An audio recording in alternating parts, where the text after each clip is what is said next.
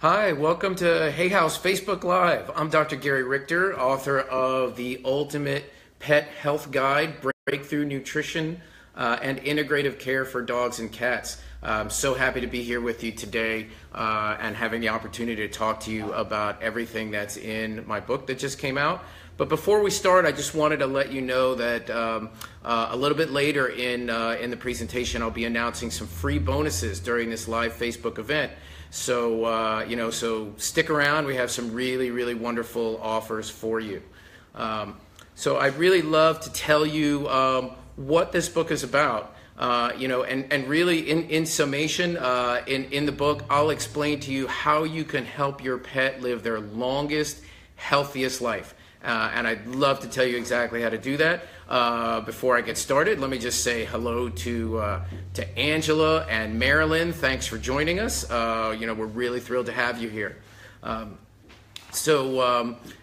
a general overview, looks like Elisa just joined as well. So it's nice to have you, as well as Peta and Terry. So let's go ahead and get started. So, I think, there's a couple of things that are really important as it pertains to healthcare, but, there is one thing that can have a huge impact on your pet's health, almost above anything else, and that is nutrition. And in the book, I will explain to you how it is that most commercial pet foods are made and how the manufacturing process can literally kill the vital nutrition that your pet needs. So really, don't let the packaging and the marketing fool you. Many commercial pet foods cause inflammation and can leave our pets susceptible to diseases. And you'll learn in the book how to pick the best foods in order to keep your pet healthy. And before we move on, let me say hello again to Morena and Diane, Jennifer and Margit. Thanks so much for joining us. It's great to have you guys. As we move on in the book from the section in specifically about nutrition, then we'll start to talk about how to utilize food as medicine. Did you know that you can actually use nutrition to prevent disease? And I'll show you exactly how to do that within the book. And you'll also learn about complementary and alternative medical therapies for pets, things like acupuncture, chiropractic, herbal therapy, medical cannabis, and lots of other alternative and holistic modalities. And it really goes beyond traditional holistic medicine. You can utilize technology to positively affect your pet's health as well. So things like hyperbaric oxygen therapy, pulsating electromagnetic field therapy, cold laser, stem cell therapy, platelet-rich plasma. The list goes on. And these technologies are highly effective means of promoting the body's natural healing processes. So even though they're technological advances, to me, I would still classify them as holistic alternatives. And I will explain exactly how you can utilize these things to help your pet. Looks like Lynn has joined us, and Vera, and Gertrude, and Michelle. So thanks for tuning in. As we move on from looking at integrative medical options, the next thing, and to me the most important part of the book, really comes in the third section, and that's where I discuss very specific medical conditions that dogs and cats get and how to approach them. So specifically, what I will do is I go through in this section many different medical conditions. So things like arthritis, kidney disease, cancer, chronic gastrointestinal issues, allergies, you name it. And the approach that I've taken is the same approach that I would take that if you were sitting in front of me in the veterinary office and we were talking about your pet. So, I would talk to you about what's going on specifically with your pet. We would talk about the symptoms that your pet is showing, how we can diagnose the problem, exactly what it means if your pet has any given medical condition, be it kidney disease or arthritis or cancer. So it's really important that people understand exactly what that means. and then we will talk about treatment options, both Western medical treatment options as well as holistic and complementary treatment options. And then lastly, how do we integrate that all together to achieve a greater outcome? I've got a couple of questions that are coming in, so let me just go ahead and answer those. Jennifer asked if the book is only for dogs and cats. I did focus primarily on dogs and cats in the book because, quite honestly, to really start to get into other species, birds, reptiles, small mammals, etc., it was just too big of a topic to tackle. So this go around, it is primarily dogs and cats. Somebody has asked, how do we come off commercial pet food into healthier nutrition? That's from Michelle. That's a really great question, Michelle, and the book really goes into that in great detail. And I'll talk about that a little bit more in a minute. But the keys to this is being able to pick the right diet and then make an appropriate slow transition from the diet that your pet is currently on onto a fresher, healthier diet.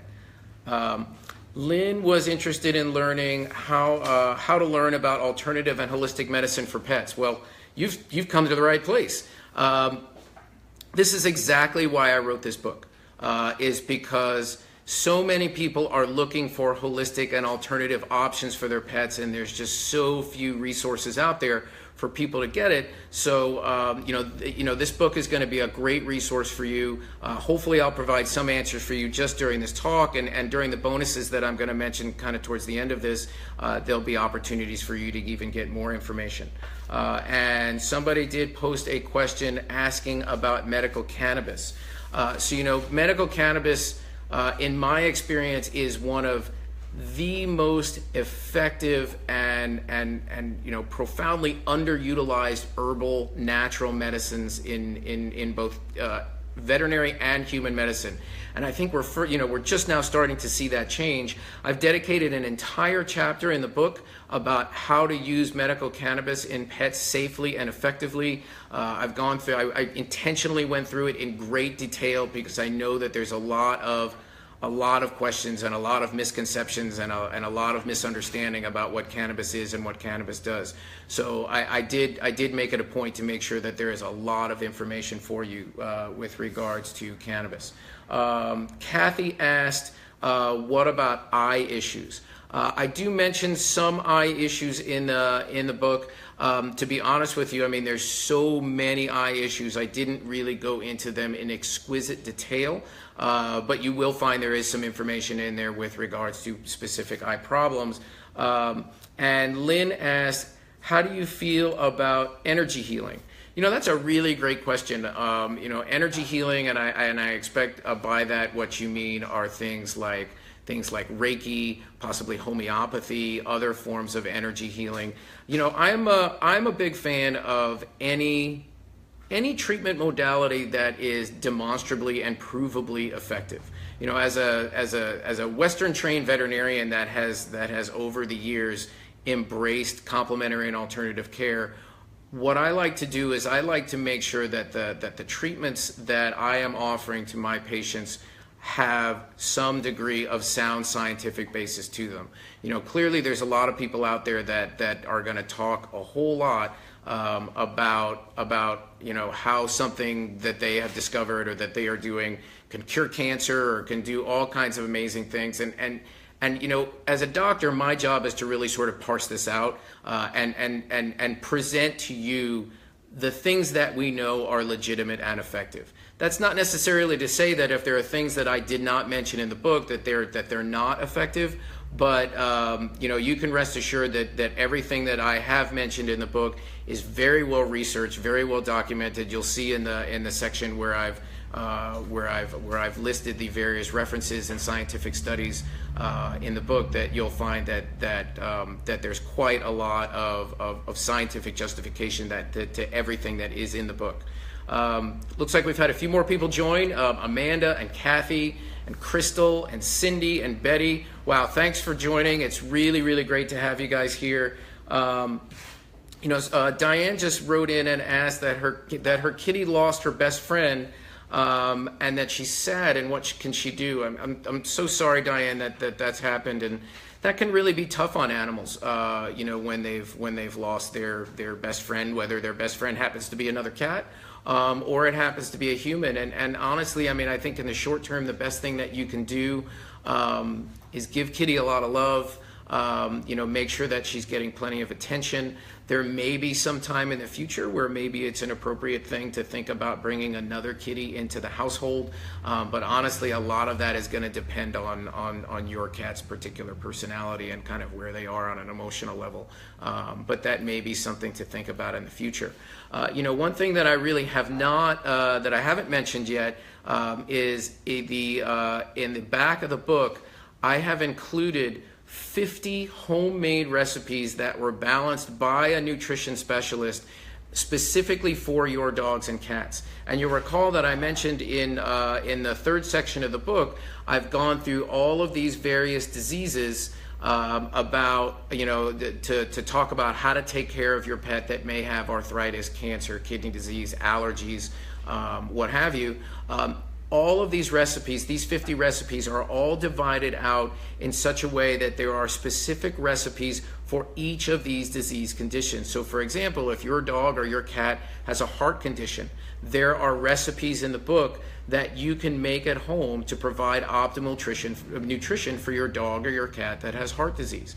So, I've really gone through the trouble to make this as easy as possible for you from the perspective of what's best to feed your pet, what medical care is best for your pet, how can you keep your pet healthy and restore them to health as quickly as possible and as effectively as possible.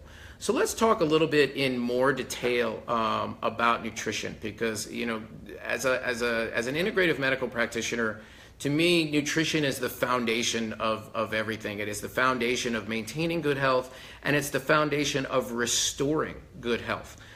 So nutrition is where all of these conversations need to begin. So, as I mentioned earlier, in the book, I will go in great detail about what the nutritional requirements are of dogs and cats, why they are that way, and how we can provide them with nutrition that is going to offer them those nutrients that they need. One of the biggest problems that we have right now as it pertains to nutrition in dogs and cats is really the state of the commercial pet food industry. Let me just take a break to welcome Karina and Lee and Pitty and Amanda and Larissa. Welcome to the discussion. Let's see, Diane asked, where can we get the book? That's a really great question. You can get the book at a number of places, but I think if you look over my shoulder right here, you'll see that there is a sign that says get your book at drgaryrichter.com. So you can just go ahead and just browse after this talk, browse on over to drgaryrichter.com, and you can get the book right there. So as I was saying, with regards to the commercial pet food industry, you got to realize that most commercial pet food is largely manufactured for our convenience as pet owners and not really for what's ideal for dogs and cats. So, when we go into the pet food store and you're seeing just rows and rows and rows of dry dog and cat food and canned dog and cat food, realize that these things are manufactured largely for two particular reasons. Number one, price, because they want to make it something that people can afford and will buy, and number two, shelf life. So it behooves the pet food manufacturing companies to make a product that can sit on the shelf for a year or 2 years, and still stay, what we're going to say in quotes is fresh. The problem is in order to make a food like that is going to be, affordable in that sense and have that kind of shelf life, you have to do things to it that frankly are not ideal nutritionally speaking. Now, we all know for ourselves that eating something as close to a fresh whole food diet as possible is going to be the thing that is going to be most likely to keep us healthy and allow us to stay healthy. It is exactly the same story with our dogs and our cats. There's absolutely no difference. Their nutritional profiles are a little bit different than ours, which I talk about in the book. But at the end of the day, you can think of dry dog food or cat food or canned dog or cat food as highly processed foods. So you know for yourself that you really should not be eating a lot of your food if it's coming out of a can or a box. It should be fresh whole food. Same thing for our pets. And I will go through in great detail exactly how you can do that with pets. The great news is that these days there really are a fair number of foods out there that are available in pet stores that do meet that definition of fresh whole food. So things like frozen raw food or freeze-dried fresh food, or there's now lightly cooked fresh foods that you can buy. These things are absolutely available to you if making food at home is not something that you're interested in doing. And again, I talk about this in the book, and I kind of go through all these various different food formats to talk to you about what would be ideal for dogs and cats, both healthy and if they have particular medical problems. To take one more step into the book, I've really gone out of my way, because honestly it's a passion of mine, to discuss food as medicine, to discuss complementary and alternative medicine modalities, and the concept of integrative care.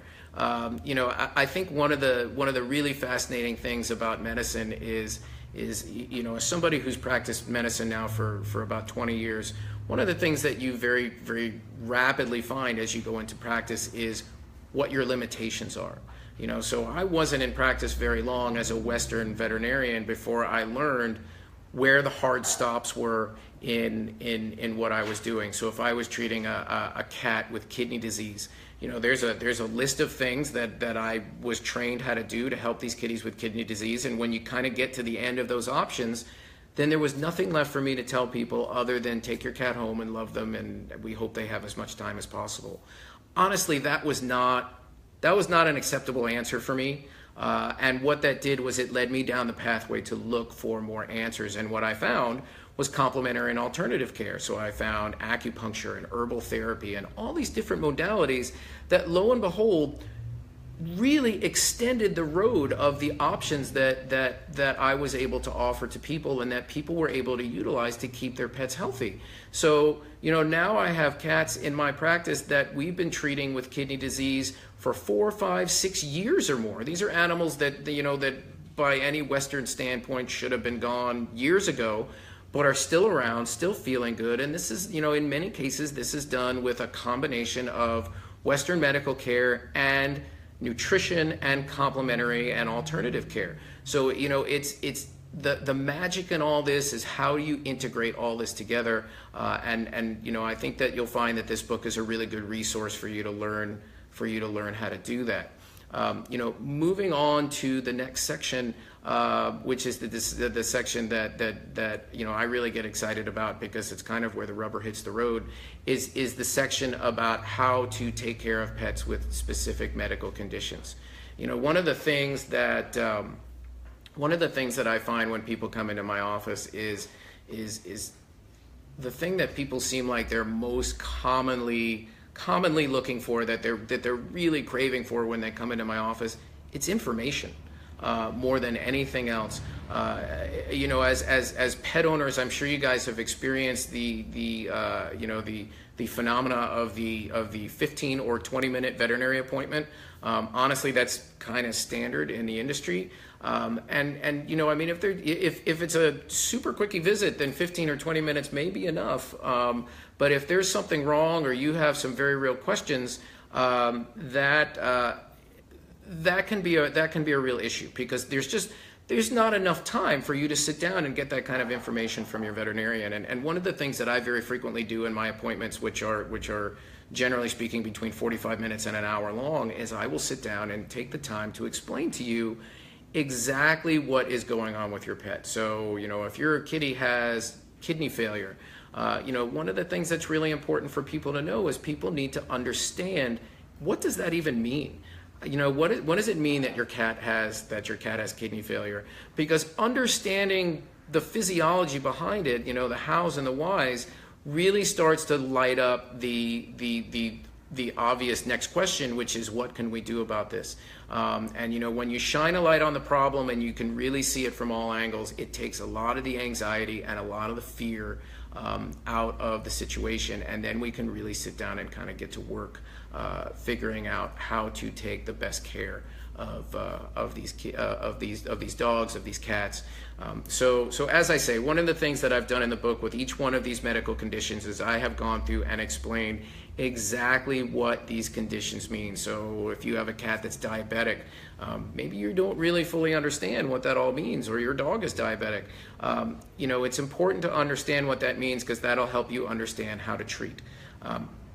Moving on from there, I will talk about how these diseases are diagnosed, how they're monitored. This is a really good insight into how your general practice or specialist veterinarian is going to approach these disease conditions.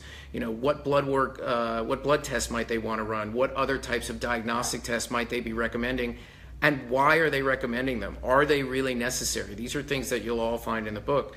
And once we get to that understanding, then we can really get to the business of how do we treat this? How do we figure out what works in Western medical care, what works in complementary and alternative care, and how do we blend all this together? One of the things that people often get concerned about when it comes to Western medical care is everybody gets concerned about side effects and negative effects of Western care, and clearly that can be an issue. And the magic in medicine is how do you balance all of these things out? For example, pets with cancer, there are times when chemotherapy or radiation or surgery is really going to be the best thing for the animal, because it is going to help extend their life. Now, generally speaking, chemo or radiation or surgery is not where these pets' treatment options should stop. In my opinion, that's just the beginning. That's where I step in and we start talking about herbal therapy and acupuncture and any number of modalities that can not only help treat the cancer, but also help mitigate the side effects of the Western medical care. One of the things that we do in my office very frequently is something called hyperbaric oxygen therapy.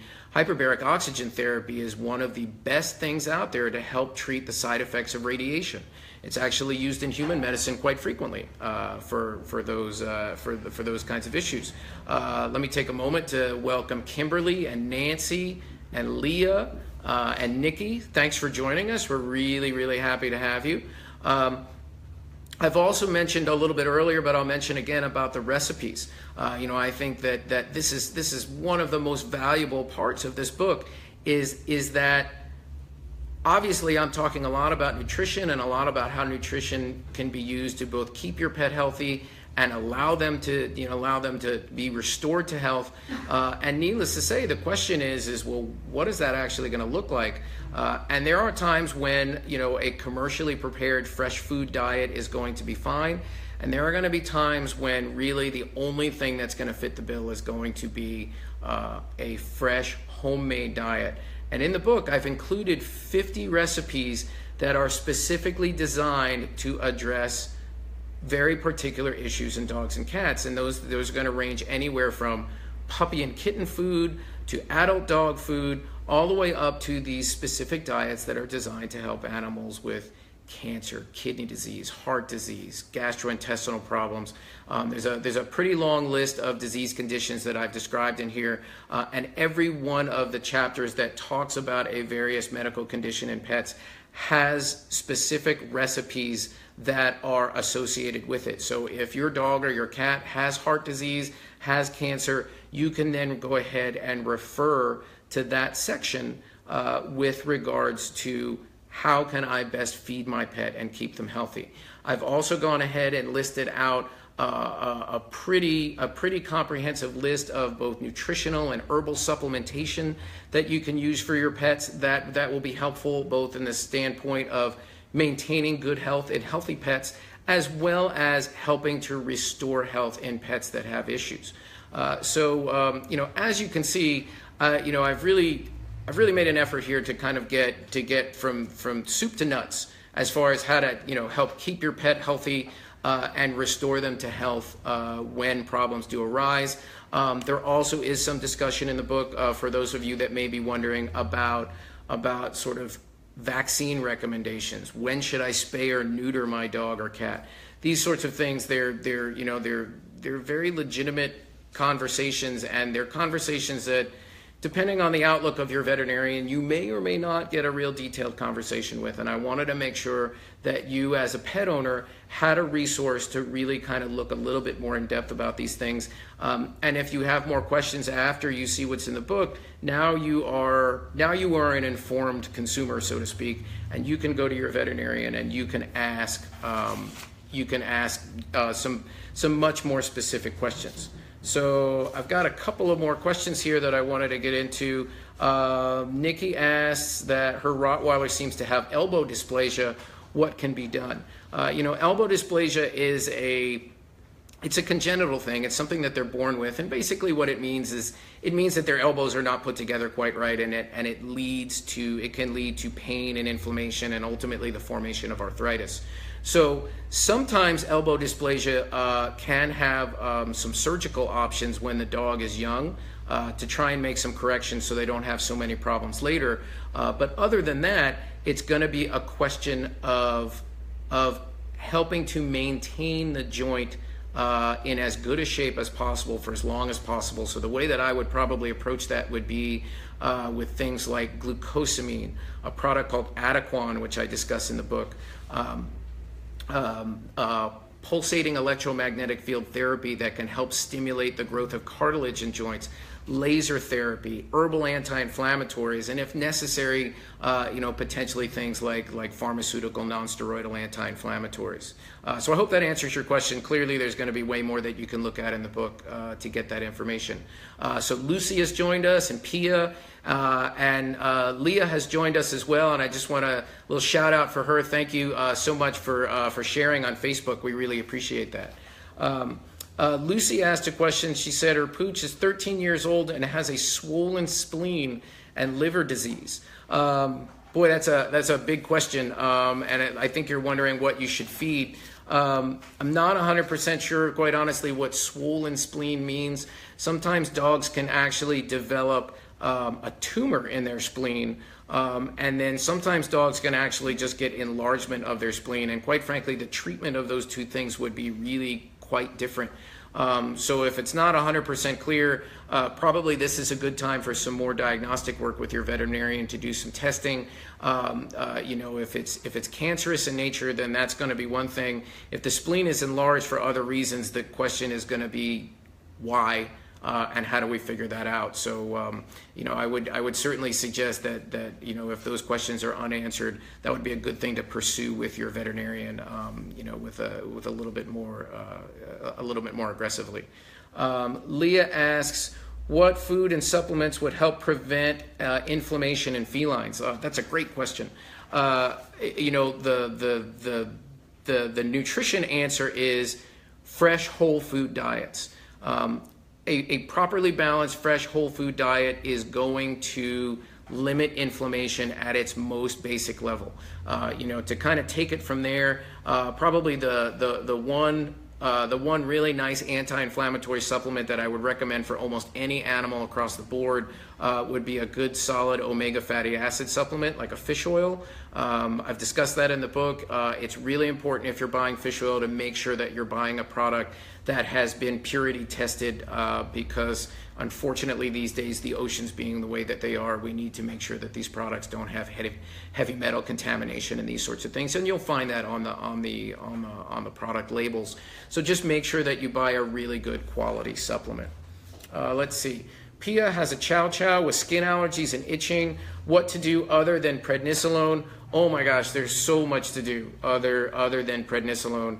And obviously the underlying thing here really depends on exactly what the nature of the allergy is. But things like diet changes to fresh whole food diets. There's natural anti-inflammatory supplements. I'm not sure whether or not this is a flea issue, but appropriate flea control is often vital for these guys. There's a relatively new product on the market that your Western veterinarian is probably familiar with called Cytopoint, which can be incredibly beneficial for allergic dogs. And the goal here is to keep them off of medications like prednisone, because in the long run these things are not really going to do them any favors. Let's see. Cindy has a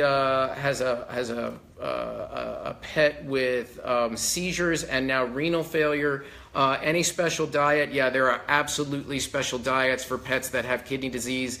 As it pertains to seizures, really I would just kind of fall back on that fresh whole food diet is always going to be better because it is less anti-inflammatory in nature. There absolutely are really good herbal supplements that can help with seizures, and not to mention that this may be one of the places where something like medical cannabis really shines. And I've discussed that in the book, but I've had all kinds of successes with animals that have seizures by using medical cannabis.